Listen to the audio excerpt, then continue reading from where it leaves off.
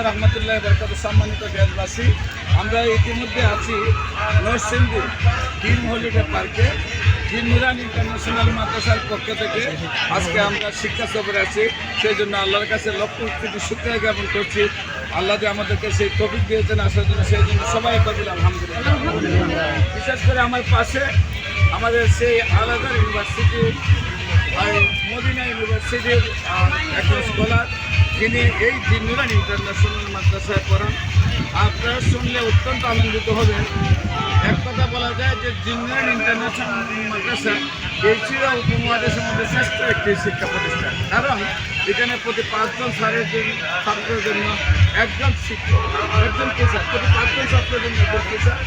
আর সবচেয়ে বড় কথা হলো, যারা আলাদা ইউনিভার্সিটিতে লেখাপড়া করেন, মদিনা ইউনিভার্সিটিতে লেখাপড়া করে আসেন, তাদেরকে বিভিন্ন কলেজ ইউনিভার্সিটি তারা দায়িত্ব নেন অথবা বিভিন্ন শিক্ষা প্রতিষ্ঠানের প্রধান দায়িত্ব নেন। কিন্তু ওনারা আলাদা ইউনিভার্সিটি এবং মদিনা ইউনিভার্সিটি শেষ করে 7 জন স্কলার এই প্রতিষ্ঠানে কাজ করেন।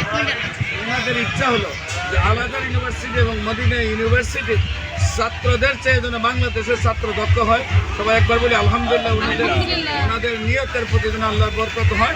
এমনকি ওনাদের ছাত্রদের বেলা ওনারা বলে থাকেন যে আমরা লিখিত দেব, আমাদের কাছে 1 বছর লেখাপড়া করার পরে ছাত্ররা অনর্গল ইংলিশ কথা বলতে পারবে, অনর্গল আরবিতে কথা বলতে পারবে। কারণ সাধারণ মানুষ সন্তানদেরকে মাদ্রাসায় দেয় না, যে মাদ্রাসায় লেখাপড়া করলে এই সন্তানগুলি স্কলার হবে না আর ভালো কিছু বুঝবে না। আর স্কুলে আমরা দেই না আমাদের সন্তানদেরকে, কারণ আজকে ডাক্তার ইঞ্জিনিয়ার হওয়ার পরে, সচিব এমপি হওয়ার পরে মা বাবাকে বৃদ্ধাশ্রমে দিয়ে আসে। নিজেকে